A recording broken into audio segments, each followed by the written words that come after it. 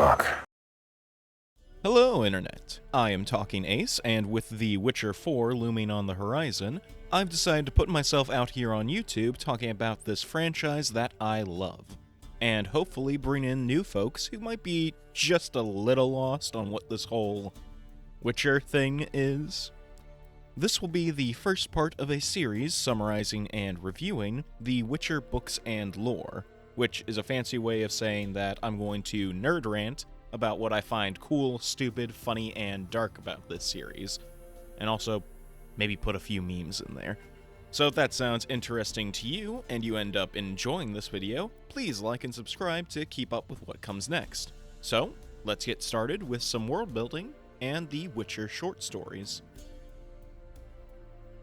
The Witcher takes place in a fantasy world, with most of the narrative occurring on one massive continent, known simply as the Continent. The first known inhabitants were the dwarves and the gnomes, but since the Witcher world has a habit of people from other worlds getting trapped in this world, it is not known if the dwarves and gnomes are actually natives to the continent.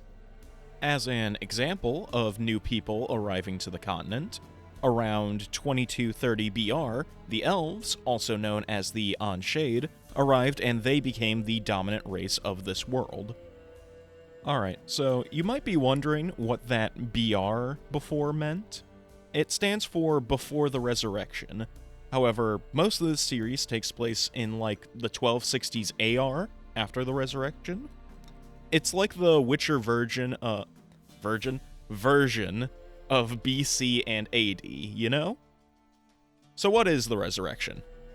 Hell if I know. The author, Andrzej Sapkowski, has been really vague about it, so the most we know is that it was important enough to affect the calendar. So, yeah, real essential lore there. Anyway, in 230 BR, the stars align, causing a massive clusterfuck called the Conjunction of the Spheres, which opened portals across the world and permanently brought into the Witcher world several different things: monsters, magic, halflings, and worst of all, humanity. Humanity begins to expand pretty rapidly and starts to take over as the dominant species on the continent, and while they got along somewhat decently with the other races, like the dwarves, halflings, and gnomes, who just kinda rolled with the punches and integrated themselves into human society as craftsmen, bankers, artisans, farmers, or what have you, the elves, on the other hand, after ignoring human existence for the first few hundred years, begin to see that the humans are a threat to their own supremacy. And so there are several conflicts over the course of hundreds of years between elves and humans, and the elves lose, becoming outcasts or second-class citizens within human society. Also, probably an important detail, around the 950s AR, people realized that all those monsters brought into the world by the Conjunction were pretty fucking dangerous, and so some wizards do the only logical thing to solve this conundrum, which is to conduct horrific magical experiments to create mutated humans who are stronger, tougher, and faster than normal humans who would then hunt those monsters, creating the first Witchers. Because why wouldn't that be your first idea? Alright, I promise I'm nearly done with the background lore, and even still, this is just a basic overview, but I want to point out the most important kingdoms and nations before we get to everyone's favorite grumbly monster hunter man. So the continent is split into a northern and southern region during the books, and the north is made up of the northern kingdoms, multiple feudal nations that operate pretty similarly to medieval Europe, and these kingdoms are where most of the characters are from. So I'll list these off along with some important characters that are from there that you may know. Aedirn, ruled by King Damavend III, home of Yennefer of Vengerberg. Sintra, ruled by Queen Calanthe, home of Ciri. Kaedwen, ruled by King Henselt. Kaer Morhen, the Witcher Fortress, is in the mountains here. Kovir and Povis, ruled by King Estrad Thyssen, home of many mages like Stregobor or Vilgefortz. Lyria and Rivia, ruled by Queen Meve. Gee, I wonder if this has any relation to Geralt of Rivia. and Redania, ruled by King Visimir II, home of Sigismund Dijkstra, Philippa Eilhart, and Dandelion. Maybe. Skellige, ruled by King Bran Tersiech, home of Krakon Krayt and his kids. And lastly, Temeria, ruled by King Foltest, the most Chad of them all.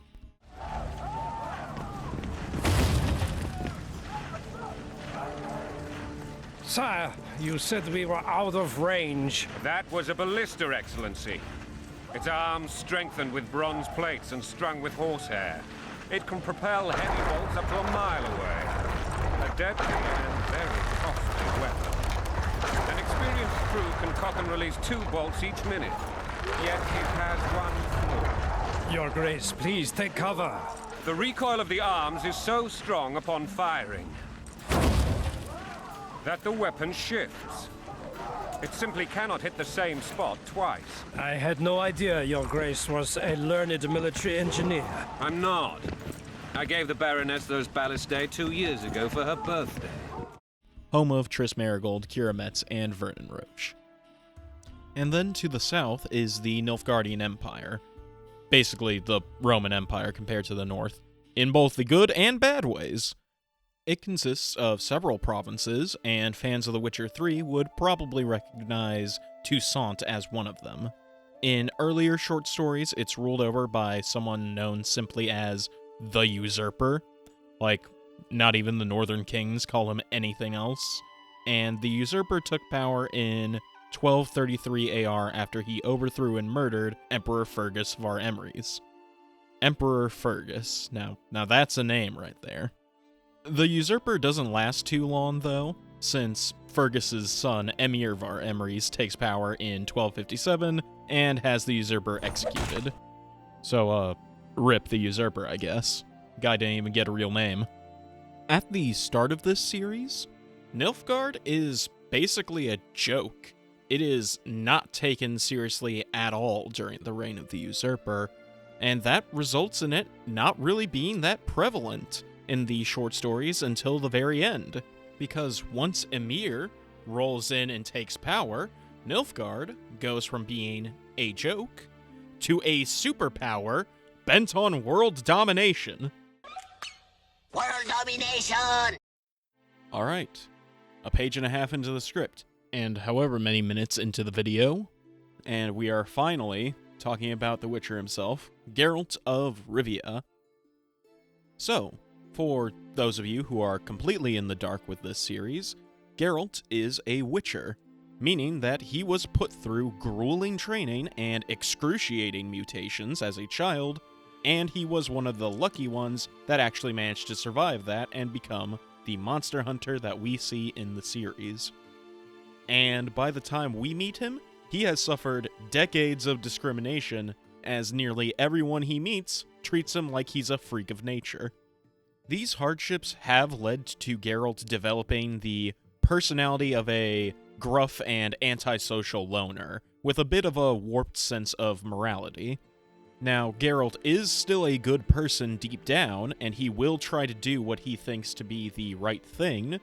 However, he will often try to avoid getting involved in something that doesn't directly affect him, and try to turn a blind eye to things, especially early on in the series. So to get into the story of the Witcher series, I have cherry-picked out a few of the short stories from the first 2 books, The Last Wish and The Sword of Destiny, that I feel contribute the most to the overall narrative. Not to say any of the short stories are not worth a read, they're all pretty damn good, to be honest. Some just have more relevance to the main plot. So, let's get started. If there is one thing that I will give the Netflix series credit for, besides casting Henry Cavill, it was using this story to introduce Geralt of Rivia, as in my mind it perfectly introduces Geralt's conflicted morality and the consequences of his attempts at neutrality. The story itself follows Geralt entering the town of Blaviken, trying to find someone who will pay him for a monster that he killed nearby. So he is brought to a wizard's tower on the outskirts of town, and he meets with the mage Stregobor. Stregobor is in hiding and asks Geralt to kill a monster that is hunting him, but Geralt immediately catches on that Stregobor is withholding information.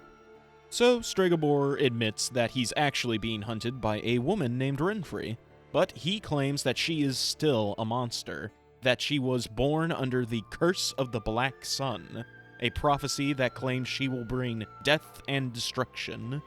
Those of you who are fans of The Witcher 3 and the Blood and Wine expansion in particular might be familiar with the Curse of the Black Sun, as well as how it affected women who were unfortunate enough to be born under an eclipse. Stregobor tells Geralt that it would be the lesser evil to kill Renfri, causing Geralt to give that quote. You know the one. If you know anything about The Witcher, you know this quote. You have seen the memes. You've seen that green text, so do I even need to read it? But I want to, so here we go. Evil is evil, Stregobor. Lesser, greater, middling. It's all the same. Proportions are negotiated, boundaries blurred. I'm not a pious hermit. I haven't done only good in my life. But if I'm to choose between one evil and another, then I prefer not to choose at all. Funny thing about this quote, I actually used it as a basis for a philosophy essay, but we'll get back to this quote later on once we're done with the story.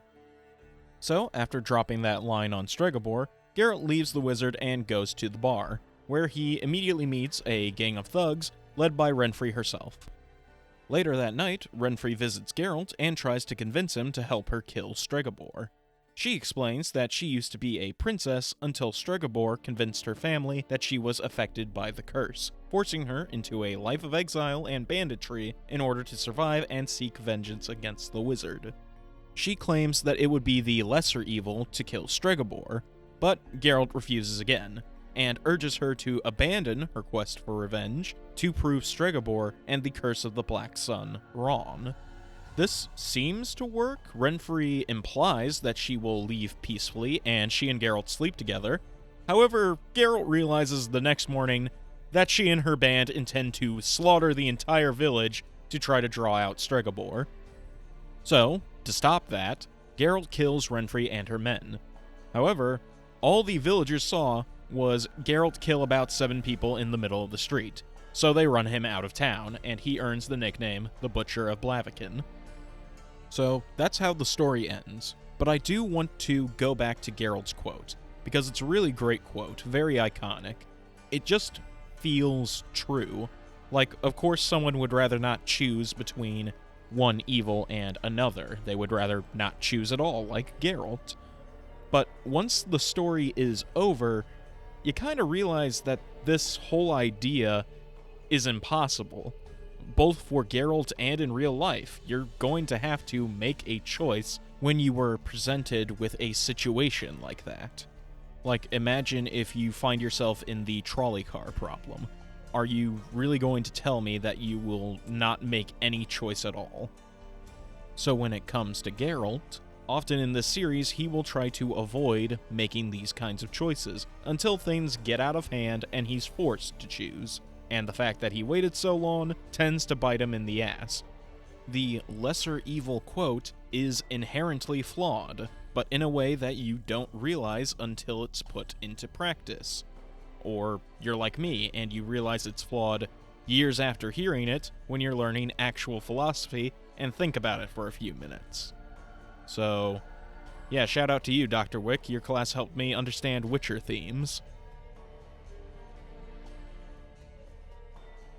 I'll admit that The Edge of the World isn't my favorite story.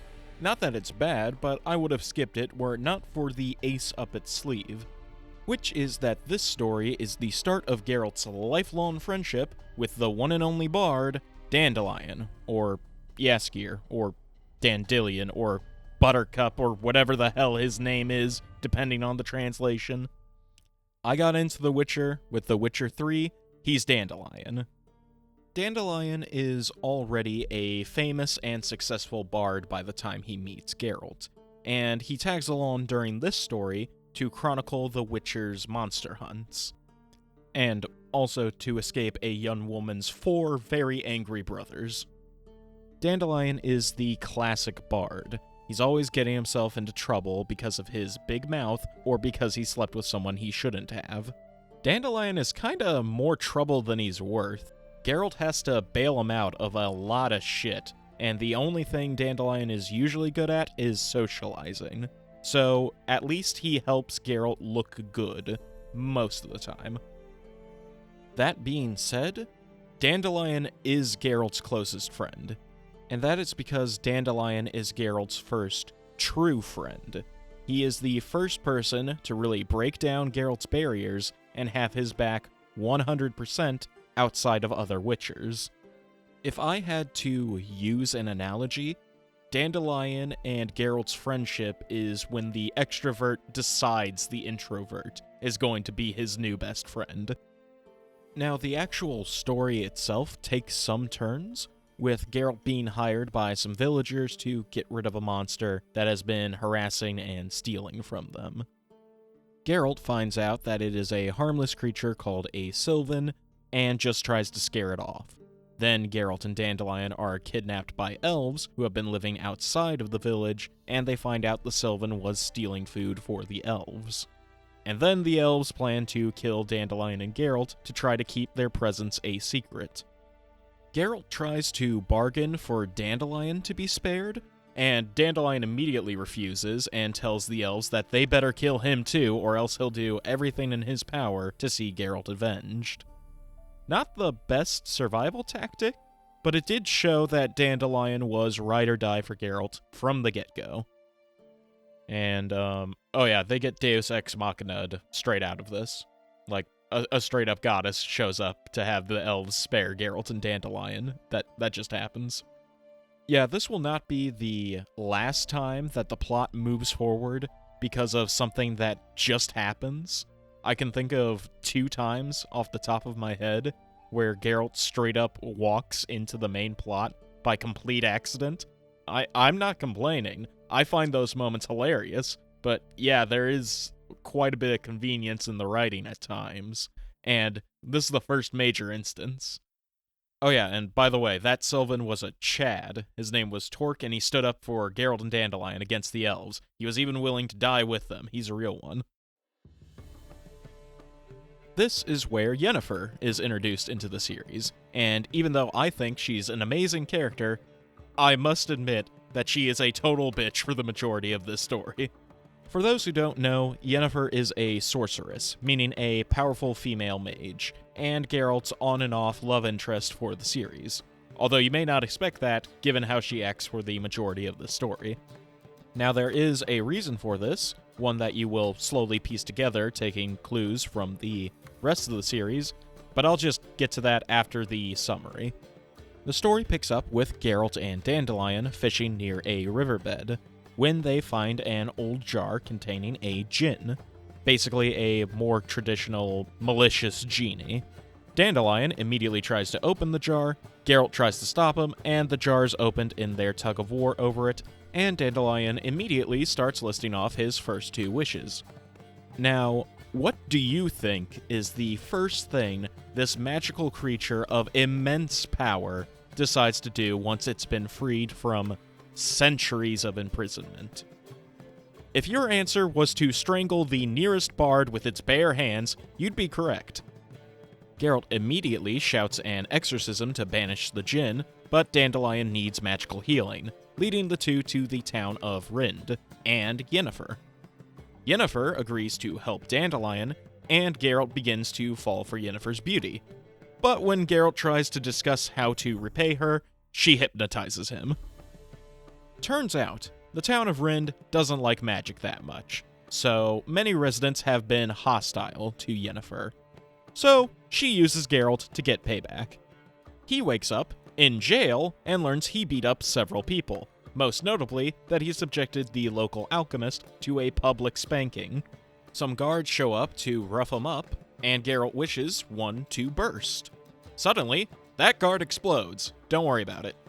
Geralt is then brought before the mayor, And to give Yennefer some credit, she does teleport Dandelion into the room with instructions to use his last wish to make everyone believe that Geralt is innocent.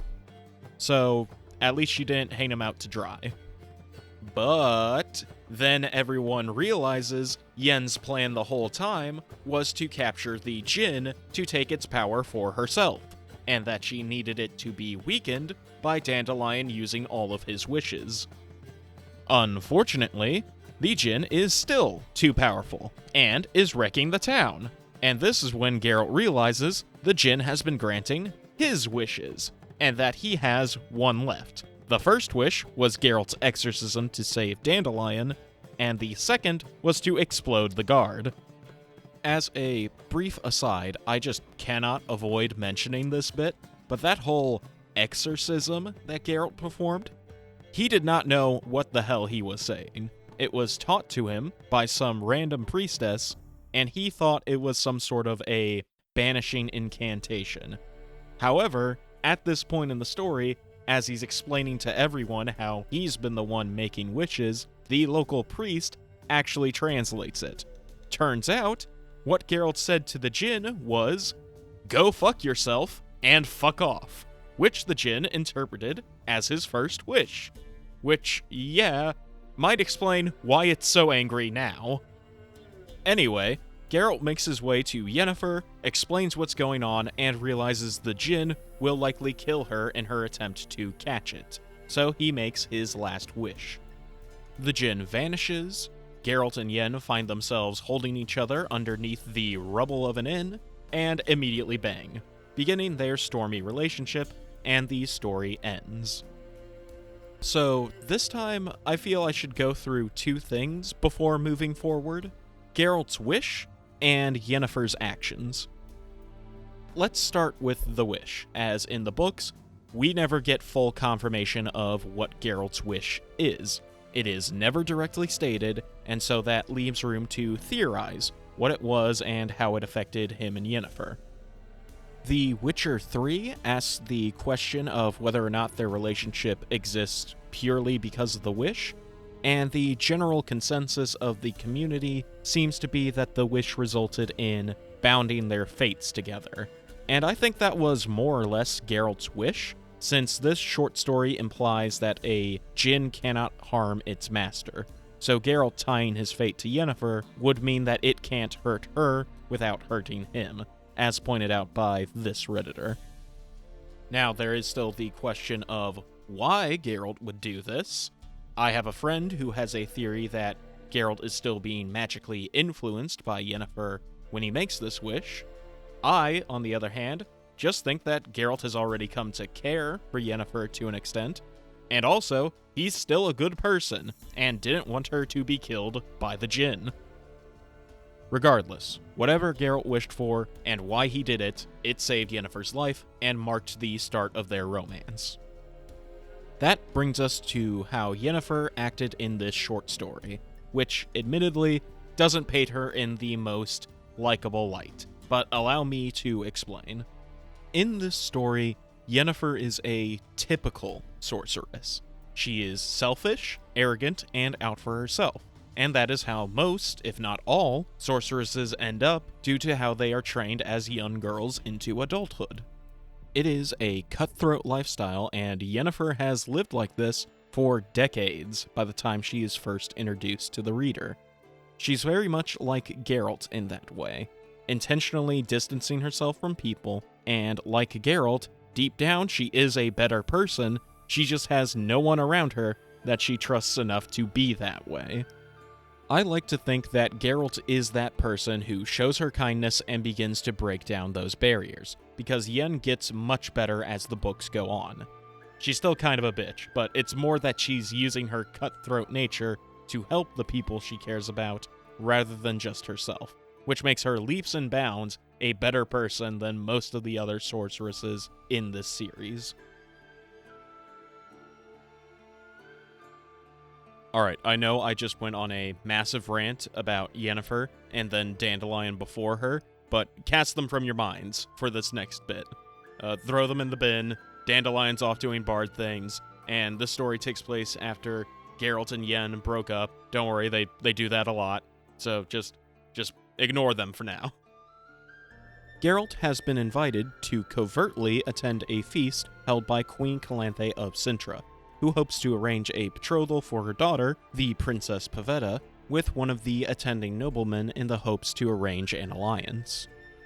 So a lot of nobles attend this feast, but for our sake, the most important ones are from the Skellige Isles, notably East Tersiche, brother of King Bran of Skellige and the not-so-secret admirer of Calanthe, Crac Ancrate, nephew of King Bran and the favored suitor for Pavetta, and the druid Mousesack. By the way, Geralt has no idea why he's here. He was hired by Queen Calanthe herself, and he was sitting next to her for the entire feast, but whenever he tries to ask why she brought him here, she's very vague with all of her answers. Oh yeah, I guess the princess is there too. Anyway, the festivities are interrupted by Urkion of Erlenwald. Urkion of Erlenwald. Yep, alright, we're going with that.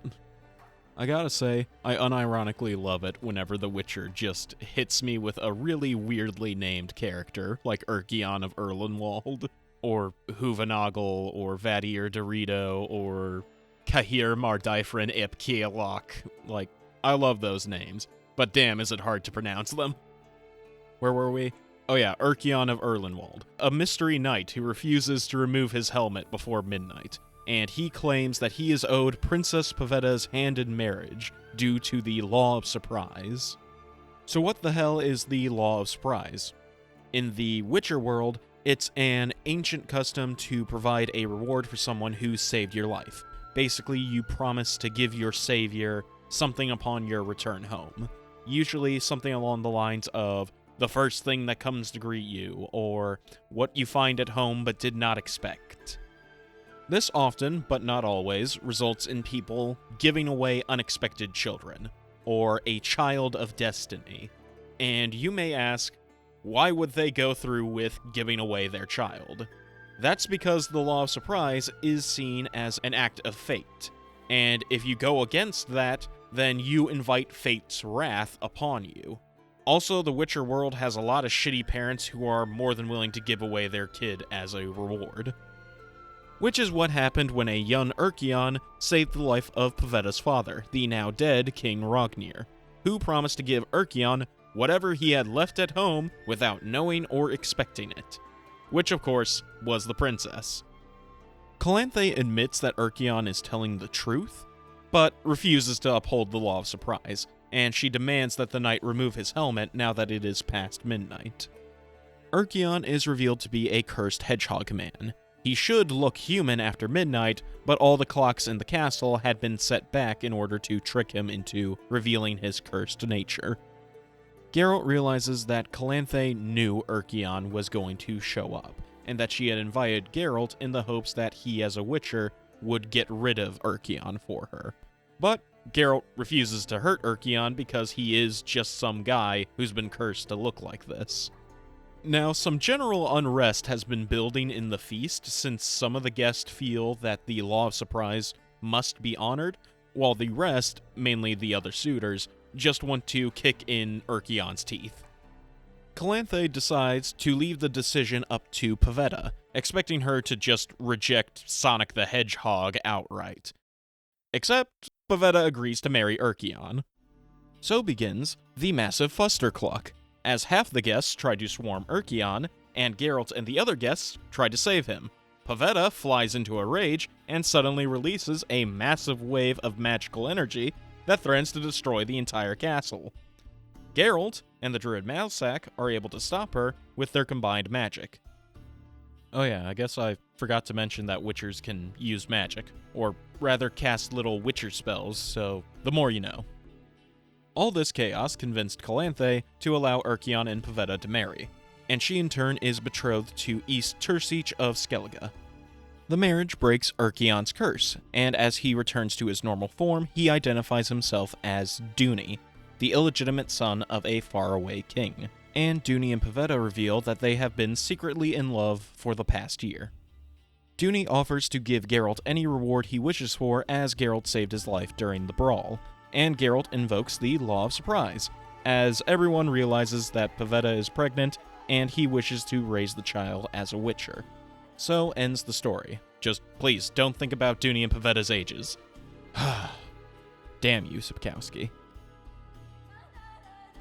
Okay, so this is where things get messy chronologically, both in the form of the books and this video, as everything we discussed so far was from the book The Last Wish, which is the second book, but technically the first. And even then, I swapped some stories around, since the Yennefer story and the Dandelion story were the last parts of those books. But the feast with Pavetta and Duny occurred afterward in the timeline. And then the next book, The Sword of Destiny, which is the first book, but also technically the second, has 6 more stories, which are all good, but the last 2 are the only ones with any major relevance to the overall plot. But there's just enough shit going on in those stories as well in the background, so I can't just skip it, so fuck it, lightning round. Geralt, for some reason, decides he doesn't want to pay child support and spends the next few years doing random adventures to avoid his child of destiny, the Princess Ciri, who was born around 1252 or 1253. So, yeah, Ciri's age can be a little bit unclear throughout these books, and, yeah, that's a bad thing, for multiple reasons. We'll get to it. Geralt meets King Foltest of Temeria and breaks his daughter's curse that turned her into a monster. Geralt joins a dragon hunting party where he meets up with Dandelion and Yennefer. They meet a dwarf named Yarpen Zigrin. Hey, you there! You fucking dragon, you! Geralt and Yennefer get back together. Geralt and Yennefer break up again. Geralt sulks about Yen dumping him during 2 more adventures.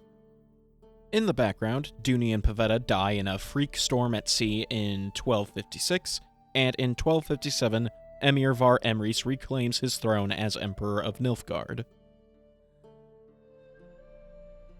Finally, in 1262, Geralt is on his way to Brokilon Forest, home of the Dryads. In case you don't know what a Dryad is, imagine a magical race made up of exclusively women who are violently territorial. Geralt is reminded of this when he stumbles upon several corpses riddled with arrows at the edge of the forest. Geralt finds a survivor named Freyjanet, who explains that they were royal servants who were trying to find a runaway princess who ran into the forest. When they tried to follow, the Dryads attacked. Geralt and the survivor quickly realize they've been surrounded by Dryads, but Geralt has a history with them and is able to convince the Dryads to spare their lives and allow them to go further into the forest to speak with their queen. While traveling to the heart of Brokilon Forest, Geralt rescues a little girl from a monstrous centipede, discovering that it is the runaway princess Ciri, Geralt's child of destiny, although he doesn't know that just yet. Despite Ciri being a spoiled princess and Geralt being, well, Geralt, not the Witcher, but the sarcastic jackass. Buckthorn, I do not know this, but I am not yet fluent in the common tongue. Probably mastered the basics, though. Hands up. Kill them. The two quickly bond, and Geralt tells Ciri stories and gives her piggyback rides as they travel through the forest. From the moment they meet, and even with Geralt not realizing who she is to him, they have already started to develop a sort of parent-child relationship. Geralt and Ciri eventually reach the heart of Brokilon Forest and reunite with Freyjanet, and he has been healed by the magical waters of Brokilon kept here at the heart of the forest. They meet with Ethna, the queen of the Dryads, who agrees to spare Freyjanet, but plans to turn Ciri into a Dryad. You see, Brokilon Forest is basically the last bastion of the Dryads, and they are a dying race, which means they need to make more Dryads frequently, either the old-fashioned way, or girls are magically transformed by the waters of Brokilon, wiping away all memory of their old lives in the process. Geralt tries to talk Ethna out of making Ciri a Dryad, but the attempts all fall flat, and the Dryad Queen has Ciri drink the waters of Brokilon, and nothing. That's it? Ethna asks Ciri if she'd like to stay in Brokilon, and Ciri states that it's her destiny to go with Geralt. Geralt, being a cheeky bastard who doesn't believe in fate, thinks that Ethna gave Ciri normal water so that she could pretend that it wasn't Ciri's destiny to become a dryad. Basically, Geralt thinks Ethna just let Ciri go and faked giving her the water of Brokilon just to look tough. Ethna claims that she did no such thing, and encourages Geralt to drink the water if he doesn't believe it's the real deal, which he does, and immediately starts tripping balls. He has visions of Yennefer and Calanthe and Ciri, and finally realizes who Ciri truly is.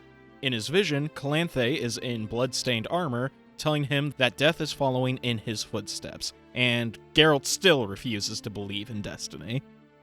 When Geralt wakes up, he and Ciri are on the edge of Brokilon and begin walking home.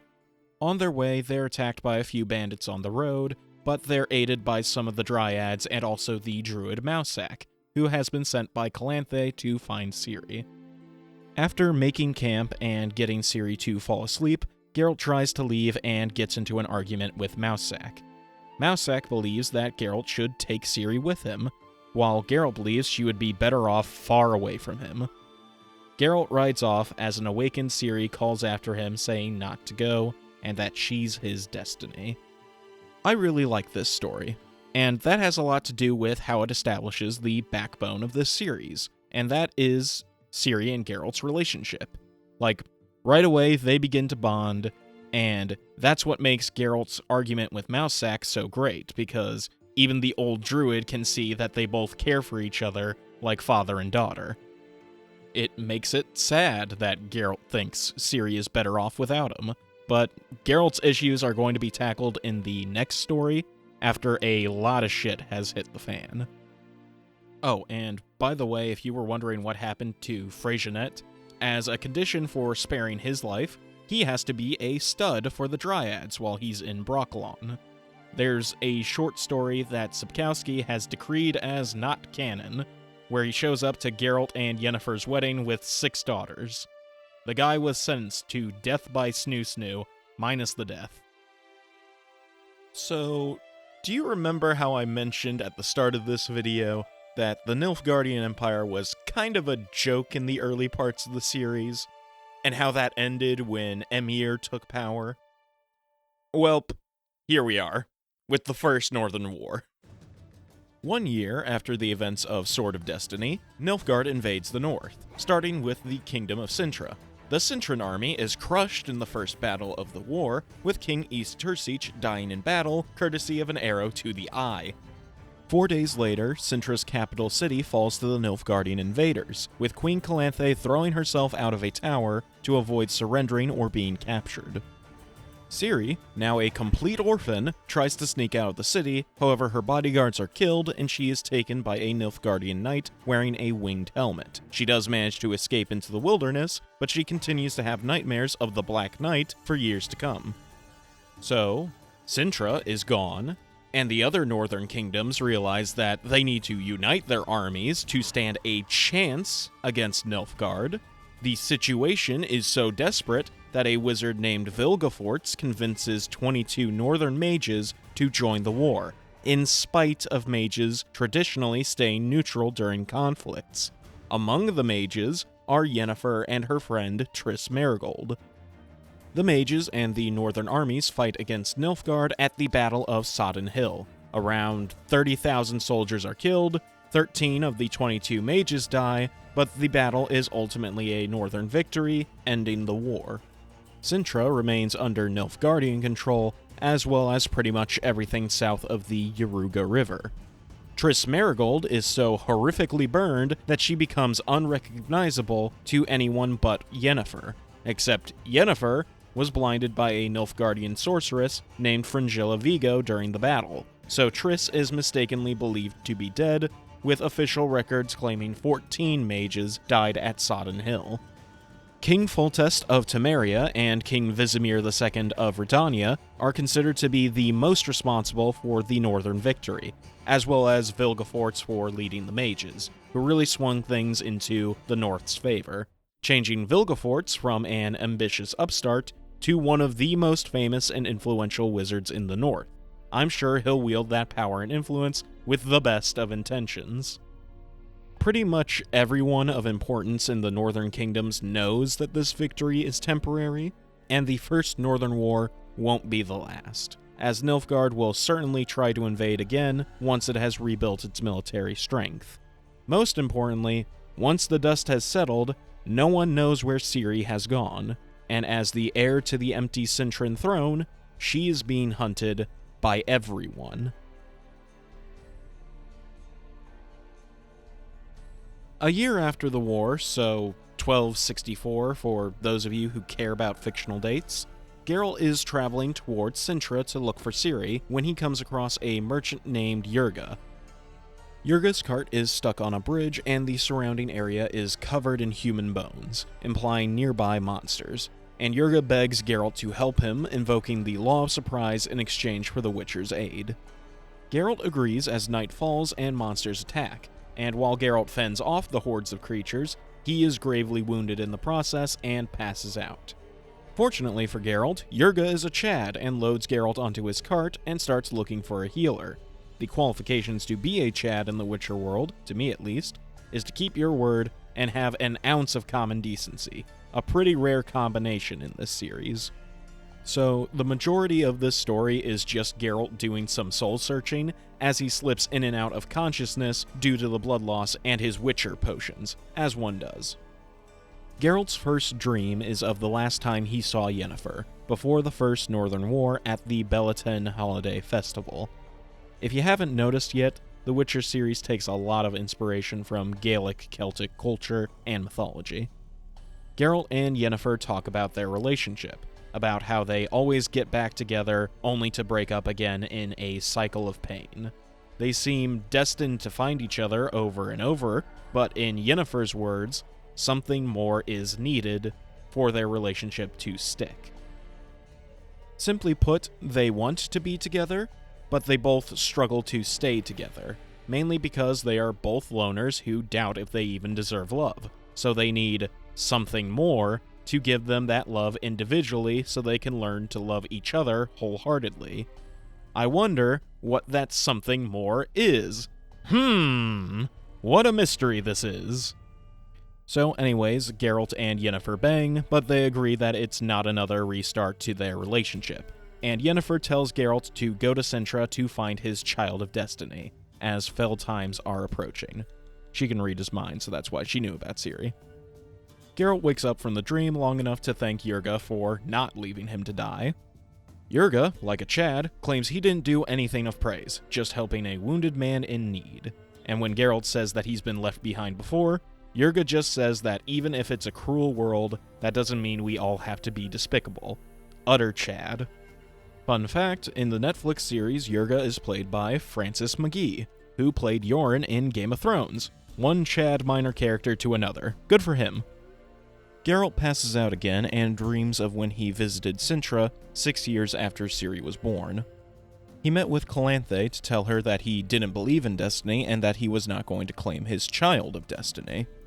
Calanthe asked what would be in store for a Child of Destiny that was taken to become a Witcher, and asked what happened to Geralt, as she believes he was a Child of Destiny as well.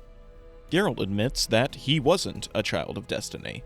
He is the son of a sorceress, even though sorceresses are meant to be infertile, and that he was left on the doorstep of the Witcher Fort Kaer Morhen.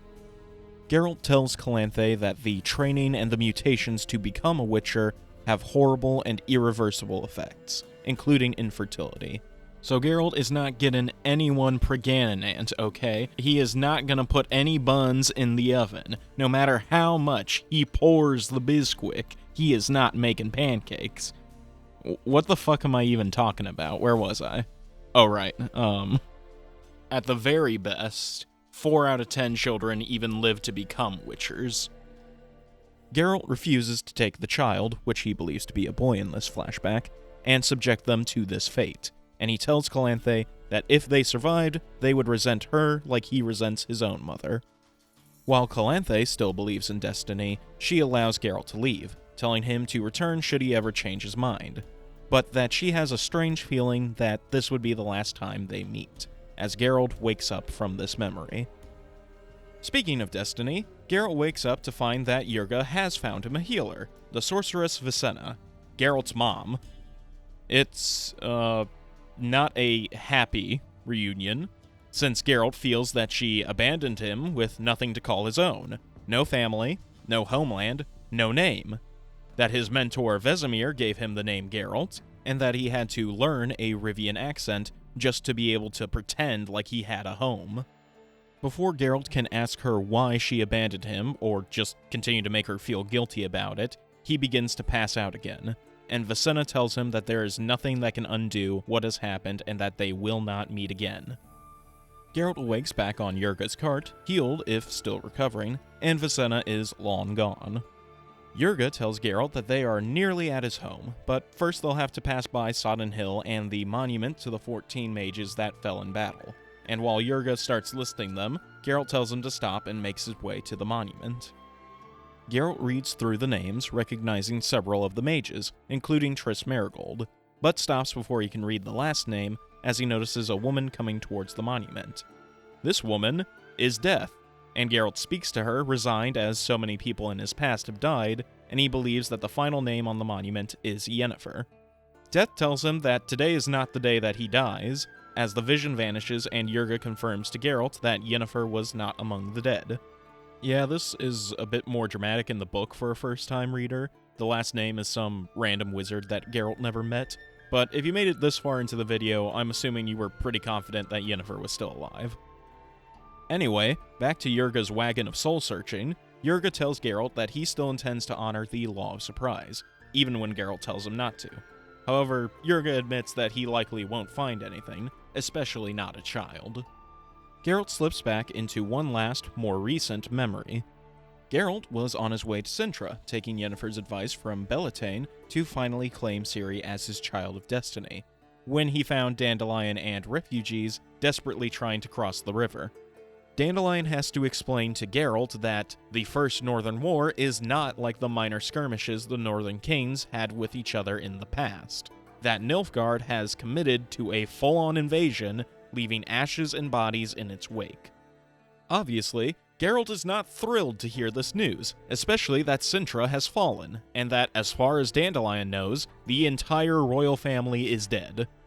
Geralt agrees to take Dandelion to safety and believes Ciri to be dead, and he spends the next year wandering around this region, eventually leading to his encounter with Yurga. Our unlikely duo of Merchant Chad and Depressed Guy finally arrive at Yurga's home. Now, Yurga has been on the road for a long time, like probably months, maybe even a whole year, and when he's happily reunited with his wife, she tells him that something has changed while he was away. She has taken in an orphan from the war. Turns out, it's not just any orphan. He broke off, seeing a small, very slim, mousy-haired creature walking slowly behind the boys. The little girl looked at him and he saw the huge eyes as green as spring grass, shining like two little stars. He saw the girl suddenly start, run. He heard her shrill, piercing cry. "Geralt!" The Witcher turned from his horse with a swift, agile movement and ran to her. Yurga stared open-mouthed. He had never thought a man could move so quickly. They came together in the center of the farmyard, the mousy-haired girl in a gray dress, and the white-haired Witcher with a sword on his back, all dressed in black leather, gleaming with silver. The Witcher bounding softly, the girl trotting, the Witcher on his knees, the girl's thin hands around his neck, the mousy hair on his shoulders. Golden Cheeks shrieked softly. Yurga hugged his rosy-cheeked wife when she cried out softly, pulling her towards him without a word, and gathered up and hugged both boys. "Geralt!" the little girl repeated, clinging to the Witcher's chest. "You found me! I knew you would! I always knew! I knew you'd find me!" "Ciri," said the Witcher. Yurga could not see his face hidden among the mousy hair. He saw hands in black gloves squeezing the girl's back and shoulders. "You found me! Oh, Geralt! I was waiting all the time, for so very long." We'll be together now, won't we? Now we'll be together, won't we? Say it, Geralt. Forever. Say it. Forever, Ciri. It's like they said, Geralt. It's like they said. Am I your destiny? Say it, am I your destiny? Jurga saw the Witcher's eyes and was very astonished. He heard his wife's soft weeping, felt the trembling of her shoulders. He looked at the Witcher and waited, tensed for his answer. He knew he would not understand it, but he waited for it, and heard it. You're more than that, Ciri. Much more. Yeah, after reading this, that scene from The Witcher 3 hits a lot harder. Not you, Netflix, go to hell. Well, that about wraps things up for now. As things currently stand, Geralt has at last reunited with Ciri, his child of destiny, and the world of The Witcher at large is in a fragile time of, well, let's call it peace, following the First Northern War. As I stated early on in this video, everything I've covered so far has more or less come from the first two books, The Last Wish and The Sword of Destiny. I think these first two books are an excellent introduction to The Witcher, especially for the characters and the overall tone of the series. One story can be pretty serious, raising questions of the morality of this dark fantasy medieval world, while another is a humorous story about Geralt and Dandelion chasing a shapeshifter that's exploiting the economy. Major characters for the entire franchise are introduced, Geralt, Ciri, Yennefer, and Dandelion, and these short stories do a great job at establishing personalities and motivations for them. If you've enjoyed my summaries, then I highly recommend giving these books a read yourself. They are collections of several short stories, and I had to condense the stories I talked about and outright skip a few others, not because I thought they were bad, just that they had less to contribute to the narrative of the main series. So you're not completely spoiled by watching this video, if you're worried about that. In the next video, we'll tackle Blood of Elves and start the main series. Now, I know there are a few other short story books, but I have not yet read Season of Storms, and since it was released after the main series, those stories are set in between The Last Wish or Sword of Destiny, or like decades after the main series, or they are explicitly not canon, so I'm skipping over Season of Storms for now. I am also aware that a new book came out in November, Crossroads of Ravens, or something like that, which will be a prequel covering when Geralt first started out as a Witcher. But the international release for that is in September, and the last time I tried to learn Polish, I accidentally summoned a demon, which released a plague upon the land. So that'll wait till after the main series as well. With all that said, I hope to see you all again in the next video. Please like and subscribe if you want to see this channel grow, and thank you for watching to the end. Bye-bye now.